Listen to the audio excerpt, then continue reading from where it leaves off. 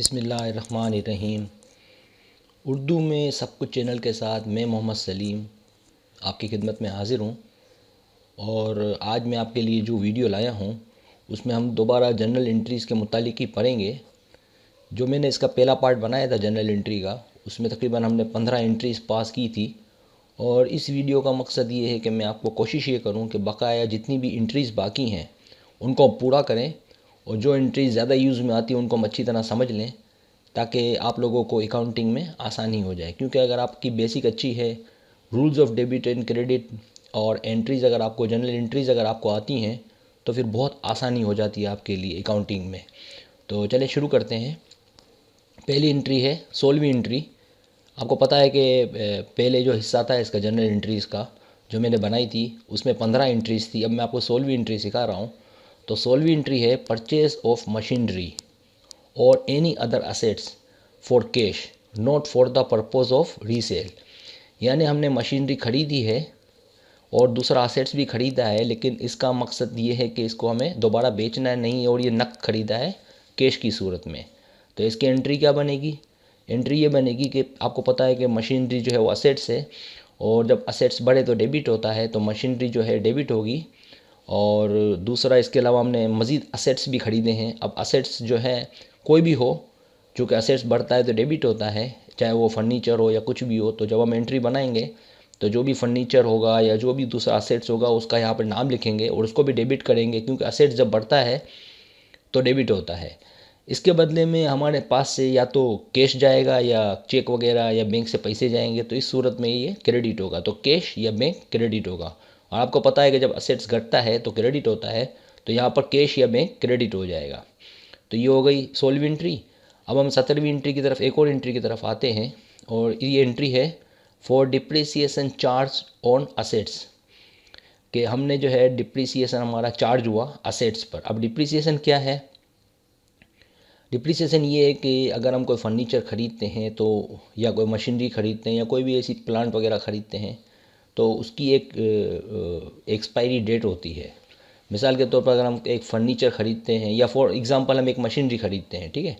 अब मशीनरी ख़रीदते हैं और हमें पता है कि 10 साल तक ये चलेगी, और 10 साल के बाद ये शायद ख़राब हो जाएगी, ये इस काबिल नहीं रहेगी कि इससे हम मज़ीद काम ले सकें।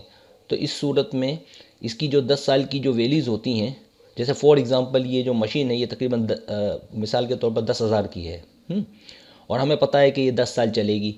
तो इसका मतलब हर साल जो है अगर हम 1,000 रुपये इसके जमा करें तो 10 साल में हमारा दोबारा 10,000 जमा हो जाएंगे। तो हमें जो है एक तो ये फ़ायदा हो जाएगा कि जो है मशीन के अंदर कुछ ज़्यादा पैसे नहीं डालने पड़ेंगे, और एक और फ़ायदा ये हो जाएगा कि हमारे जेब से वो पैसे दोबारा निकालने नहीं पड़ेंगे, क्योंकि हमने वो पैसे अलग से जमा किए होंगे।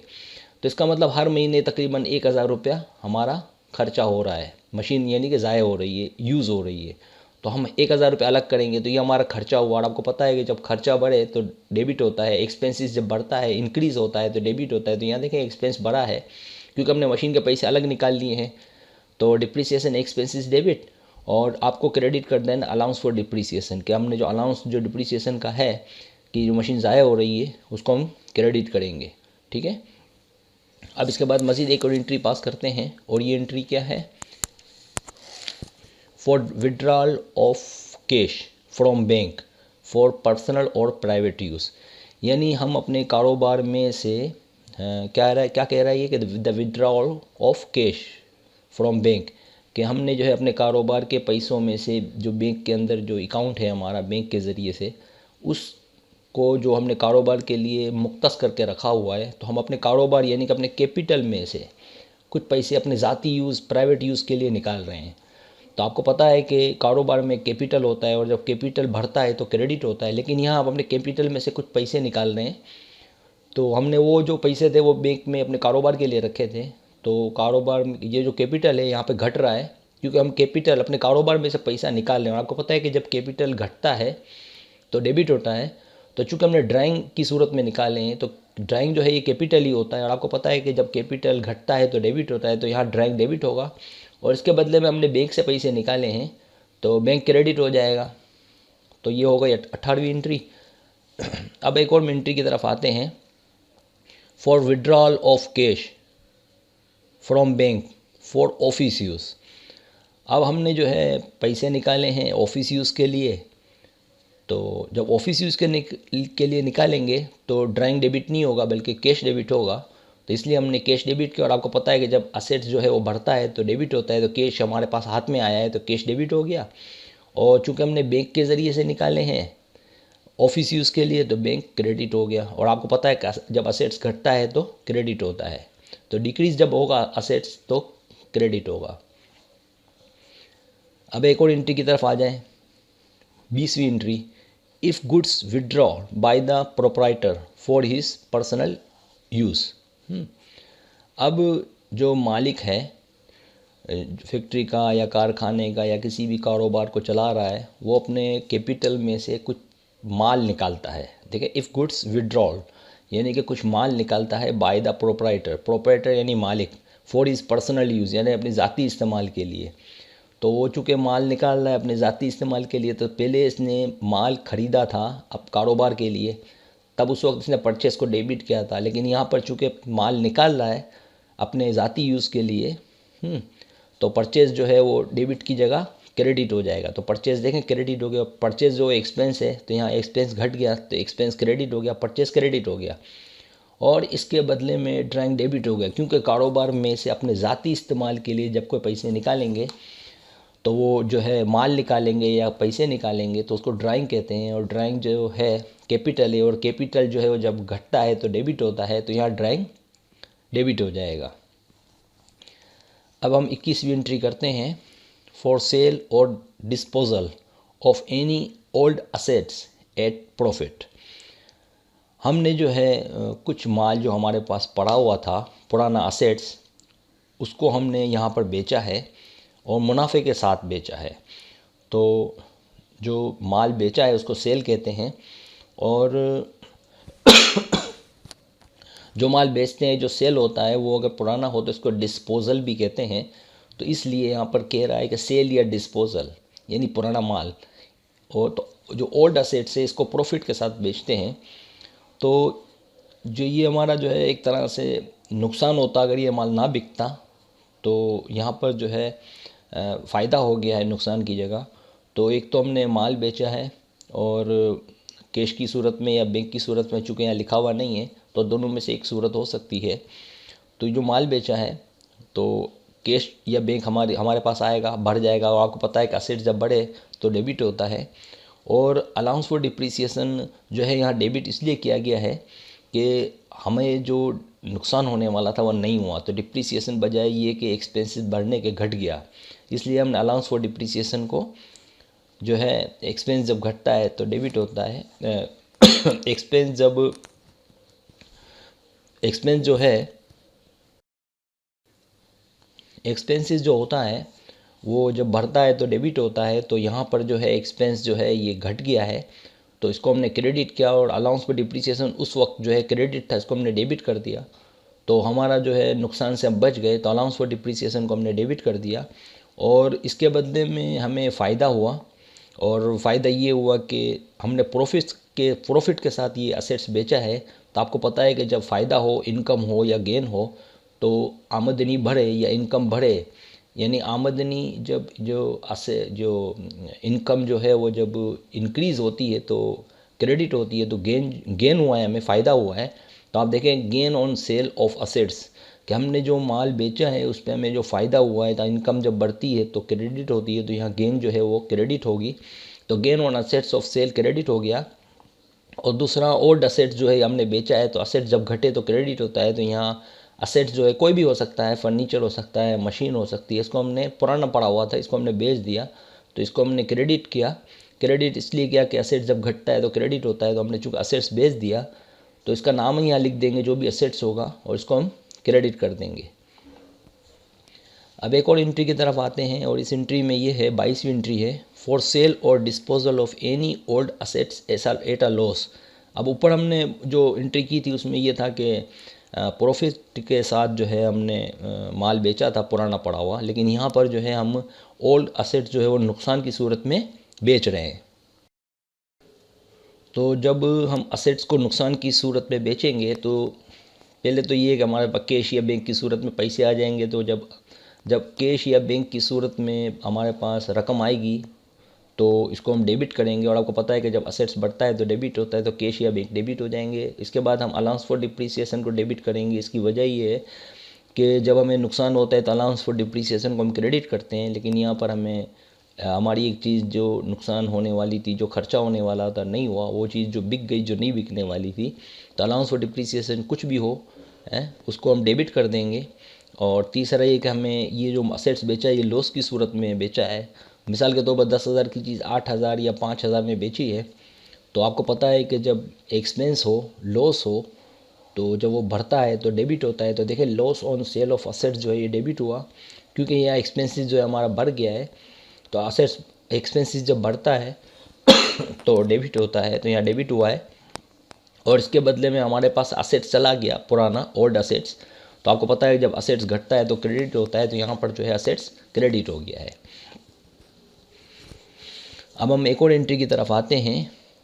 23वीं एंट्री है, इफ़ कैश और गुड्स गिवन एज चैरिटी, कि हमने जो है कैश और कैश हो या माल हो, कुछ भी है, इसको हमने ऐसे ही दान दे दिया, यानी कि ऐसे ही दे दिया किसी की मदद के लिए, किसी बड़े इदारे को, फलाही इदारे को जो है हमने चैरिटी के तौर पर ये पैसे दे दिए या माल दे दिया। तो इसमें लिखा हुआ है इफ़ कैश और गुड्स के, यानी कि कैश दे दिया या माल दे दिया। तो इस सूरत में क्या एंट्री पास होगी? तो आप जब किसी को मदद करते हो तो आपका एक्सपेंस है, और आपको पता है कि जब एक्सपेंस बढ़े तो डेबिट होता है। तो यहाँ जो है एक्सपेंस जो है हमारा बढ़ गया है, इसलिए हम चैरिटी एक्सपेंसेस को डेबिट करेंगे। एक्सपेंसेस जब इंक्रीज़ होता है तो डेबिट होता है, तो यहाँ एक्सपेंस हमारा इंक्रीज़ हुआ है तो ये डेबिट हुआ। और इसके बदले में हमने अगर कैश दिया है तो चूँकि हमारे पास से कैश गया तो कैश जाएगा, तो कैश क्रेडिट। और आपको पता है जब असेट्स जो है ये घटता है तो क्रेडिट होता है, तो यहाँ देखें कैश क्रेडिट हुआ है। और साथ साथ जो है हमने अपना कुछ गुड्स भी दिया है, यानी माल भी दिया है जो कि कारोबार के लिए लिया होगा, तो वो हमारा कम हो गया। तो परचेज जब बढ़े तो डेबिट और घटे तो क्रेडिट, क्योंकि वो एक्सपेंस होता है। तो एक्सपेंसेस जो है वो जब घटता है तो क्रेडिट होता है। तो देखिए परचेज जो एक्सपेंस है और ये घट गया है तो ये देखें क्रेडिट हुआ है। तो इस तरीके से ये 23वीं एंट्री भी कंप्लीट हो गई हमारी। अब हम एक और 24वीं एंट्री की तरफ आते हैं, और इसमें ये कि for distribution of goods as free sample, ठीक है। अब इसमें ये है कि हमने जो है कोई कारोबार कर रहे हैं और इसमें हम जो है फॉर एग्ज़ाम्पल हम सर्फ़ की थैलियाँ बेच रहे हैं, तो उसके कुछ सैंपल बनाते हैं और एडवर्टाइज़ के तौर पर जो है हम इसको बांटते हैं। तो इस पर कुछ खर्चा आता है, और आपको पता है कि खर्चा जो होता है, और आपको पता है कि हम जब कोई सैंपल वगैरह कोई कारोबार में कोई चीज़ जब बनाते हैं, सर्फ़ की थैलियाँ बनाते हैं या कोई भी चीज़ हम बनाते हैं, तो उसके पहले सैंपल बनाते हैं और मुख्तलिफ़ लोगों में बांटते हैं एडवर्टाइज़ के लिए। तो ये हमारा खर्चा होता है। और आपको पता है कि जब खर्चा बढ़े तो डेबिट होता है। तो यहाँ फ्री सैंपल या एडवर्टाइजिंग एक्सपेंसेस जो है, इस तरह से हम एडवर्टाइज़ भी करते हैं अपने कारोबार को चलाने के लिए। तो एडवर्टाइज़ हो या सैंपल आप बना के किसी को दें, तो ये हमारा खर्चा है। और आपको पता है कि जब खर्चा बढ़े तो डेबिट होता है। तो यहाँ फ्री सैंपल और एडवर्टाइज एक्सपेंस जो है ये डेबिट हो गया। और इसके बदले में ये चीज़ चूँकि कारोबार में से निकाली है, अपने गुड्स में से दी है, अपने माल में से दी है, तो ये हमारा एक्सपेंस है। तो ये जो है हमारा एक्सपेंस जो है घट गया क्योंकि चला गया।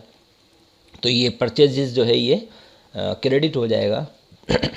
तो इस तरह से ये एंट्री भी कंप्लीट हो जाएगी। इसके बाद हम एक और एंट्री की तरफ आते हैं, 25वीं एंट्री की तरफ। और वो एंट्री ये है कि for abnormal loss of goods due to fire और स्टोलन, के हमने जो है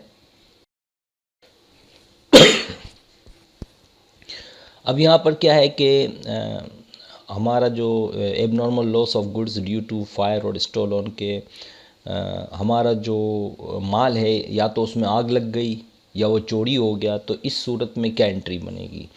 तो एक तो ये होगा कि चूँकि हमने इंश्योरेंस करवाया है अगर माल का, तो उसका हम क्लेम करेंगे। और आपको पता है कि इंश्योरेंस जो है ये अगर हम क्लेम करेंगे तो उस जितने पैसों का क्लेम क्या होगा, तो वो अगर हमें मिल जाते हैं तो उसका हम क्लेम करेंगे। और जब क्लेम पास हो जाएगा तो इंश्योरेंस क्लेम जो है वो क्रेडिट होगा। तो अभी चूँकि हमने क्लेम किया है तो ये डेबिट होगा। और दूसरा एबनॉर्मल लॉस, आपको पता है कि ये सारे पैसे तो शायद इंश्योरेंस से नहीं मिलते, तो जो भी पैसे मिलने के होंगे तो वो नहीं मिलने के होंगे, तो वो चाहे वो आग लगी हो या किसी चोर ने चोरी की हो, तो उसको हम डेबिट करेंगे। और आपको पता है कि एक्सपेंस जब बढ़ता है तो डेबिट होता है। तो इस तरीके से एंट्री पास होगी और इसके बदले में हमारा जो परचेजेस जो माल है वो जल गया है, तो वो परचेज एक्सपेंसेस जो है ये क्रेडिट हो जाएगा, क्योंकि माल वजह ये कि हमारे पास जो पड़ा था उसमें से कुछ कम हो गया और आपको पता है कि परचेज कम हो जाए तो परचेज जो कि एक्सपेंसेस है ये कम हो गया है तो ये क्रेडिट हो जाएगा। इसके बाद एक और एंट्री पास करते हैं, entry number 26, for drawing a bill of exchange on debtor.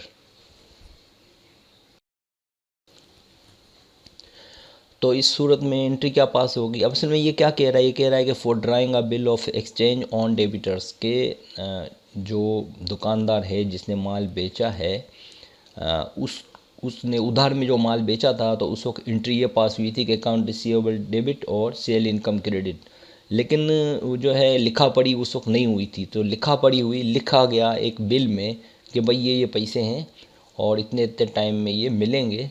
तो इस सूरत में क्या होगा कि अकाउंट रिसीवेबल को जो आपने डेबिट किया था कैश की जगह, तो अकाउंट रिसीवेबल डेबिट और सेल इनकम क्रेडिट था, तो अकाउंट रिसीवेबल कैश की जगह जो डेबिट था तो उसको हम क्रेडिट करेंगे, क्योंकि इसके बदले में जो है आपको बिल मिल जाएगा। तो बिल रिसीवेबल डेबिट हो जाएगा और अकाउंट रिसीवेबल क्रेडिट हो जाएगा। इसका मतलब ये कि अकाउंट रिसीवेबल जो पहले डेबिट था तो अब इसके बाद अब क्रेडिट करेंगे तो अकाउंट रिसीवेबल जो है अकाउंट रिसीवेबल से कट जाएगा और इसके बदले में अकाउंट रिसीवेबल की जगह बिल रिसीवेबल आ जाएगा। और आपको पता है कि सेल इनकम तो हम पहली एंट्री में पहले ही लिख चुके होंगे, तो इस तरीके से ये एंट्री भी पास हो जाएगी। बिल रिसीवेबल जो है ये भी असेट्स है और अकाउंट रिसीवेबल जो है ये भी असेट्स है और ये दोनों जो है हमें मिलने के थे। अभी मैं आपको पहले भी इसके बारे में काफ़ी तफसील समझा चुका हूँ। अब एक और एंट्री की तरफ आते हैं, entry number 27, for acceptance of bill of exchange. ठीक है, अब इसमें ये होता है कि एक तो हमने बात की ना कि बिल रिसीवेबल की, अब हम यहाँ बात कर रहे हैं बिल पेएबल की। अगर कोई आदमी परचेस करता है उधार में तो उस वक्त एंट्री बनती है परचेस डेबिट और अकाउंट पेएबल क्रेडिट, इसलिए कि परचेज जो माल ख़रीदता है तो परचेज तो डेबिट हो जाता है और चूँकि कैश अदा नहीं करता, अगर कैश अदा कर देता तो वो क्रेडिट होता, लेकिन चूँकि वो अदा नहीं करता और उसको अदा करना होता है तो अकाउंट पेएबल को जो है ये क्रेडिट करता है। और पता है कि जब लायबिलिटी बढ़ती है तो लायबिलिटी जब बढ़े तो क्रेडिट होती है, तो अकाउंट पेएबल क्रेडिट हुआ था। लेकिन अब की बार हमने ये हुआ कि भाई बातचीत ये हुई कि बंदा जो है जिसको पे करना है उसको बिल पेएबल दे दिया जाता है। तो बिल पेएबल देने की सूरत में ये होगा कि अकाउंट पेएबल को जो हमने कैश अकाउंट पेएबल को जो कैश की जगह क्रेडिट किया था, क्योंकि हमारी जिम्मेदारी बड़ी थी, तो अकाउंट पेएबल को हम डेबिट करेंगे तो अकाउंट पेएबल जो है अकाउंट पेएबल से कट जाएगा। और चूँकि अब की बार जो है बिल पेएबल जो है हमने इसकी जगह लिख देंगे, क्योंकि हमने जो है हमें बिल पेएबल मिल गया है कि अब हमें फला टाइम पे ये बिल अदा करना है, तो बिल पेएबल क्रेडिट हो जाएगा। और आपको पता है बिल पेएबल भी जो है लायबिलिटी है और जब लायबिलिटी बढ़े तो क्रेडिट होती है। तो यहाँ पर बिल पेएबल जो है हमारी लायबिलिटी है और इंक्रीज़ हुई है इसलिए क्रेडिट हुई है। और अकाउंट पेएबल भी हमारी लायबिलिटी थी, लेकिन चूँकि अकाउंट पेएबल को हमने डेबिट किया तो अकाउंट पेएबल से कट गया था, तो ये एंट्री भी हो गई। अब हम आते हैं एंट्री नंबर 28 की तरफ। अब ये जो एंट्री नंबर 28 है इसमें क्या कह रहा है, ये कह रहा है कि फॉर पेमेंट ऑफ एक्सपेंसेस, कि हमने जो है अदा किए अपने खर्चे। अब खर्चे कोई भी हो सकते हैं, यहाँ कुछ एग्जांपल दे दी गई हैं कि डिस्ट्रीब्यूशन यानी माल का लाना ले आना बांटना, उस पे जो अखराजात होते हैं उसके खर्चे, पेट्रोल का खर्चा, जो कारीगर हैं उनके खर्चे, जो सप्लाई करते हैं माल उनके खर्चे, तो ये डिस्ट्रीब्यूशन के सारे खर्चे होते हैं, ये एक्सपेंसेस कहलाते हैं। इस तरह सेलिंग एक्सपेंसेस, माल बेचने के लिए जो एक्सपेंसेस होते हैं वो। इसके अलावा एडमिनिस्ट्रेटिव एक्सपेंसेस और डेबिट एक्सपेंसेस, ये सारे जो एक्सपेंसेस हैं, ये जितने भी एक्सपेंसेस होते हैं ये जो है हम उसको डेबिट करेंगे। आपको पता है एक्सपेंस जब बढ़े तो डेबिट होता है, इसी तरह जनरल एक्सपेंसेस ये सब डेबिट हो जाएंगे। ठीक है, ये सारे जो एक्सपेंसेस है ये हमारे डेबिट होंगे, क्योंकि एक्सपेंस जब बढ़े तो डेबिट होता है, तो ये सारे एक्सपेंस हैं तो ये डेबिट हो जाएंगे। और इसके बदले में हमने कैश की सूरत में या बैंक की सूरत में जो पैसे दिए होंगे तो ये हमारा असेट से ये घट जाएगा तो ये क्रेडिट हो जाएंगे। तो इस तरह कैश या बैंक क्रेडिट हो जाएगा। तो मैंने आपको जो है तकरीबन अकाउंटिंग की जो आसान सारी एंट्रियाँ मैंने सिखा दी हैं अपने 2 वीडियोज़ में। पहली वीडियो जनरल एंट्री की थी और ये दूसरी वीडियो भी जनरल एंट्री पार्ट 2 के नाम से है, ये भी इसी सिलसिले की करी है। तो ये दोनों लाजिम व मलज़ूम वीडियोज़ हैं। तो आपको अगर मेरी वीडियो पहली वाली वीडियो अगर पसंद आई हो तो उम्मीद है कि ये वीडियो भी इंशाल्लाह पसंद आएगी। और मैंने तकरीबन ये सारी एंट्रीज जो है इन दोनों वीडियो में बता दी हैं आपको। इसके अलावा भी कुछ इंट्रियाँ तो ज़ाहिर बातें हैं, ऐसे तो कम नहीं होती, इंट्रियाँ तो बहुत होती है। लेकिन हाँ, अगर आपको ये सारी इंट्रियाँ समझ में आ गई हैं तो आगे जाके मेरे ख्याल से आपको कोई प्रॉब्लम नहीं होगा। अगर आपको मेरी वीडियो अच्छी लगी हो तो शेयर करें, दोस्तों को बताएं, सब्सक्राइब करें। वीडियो देखने का बहुत बहुत शुक्रिया। अल्लाह हाफ़िज़।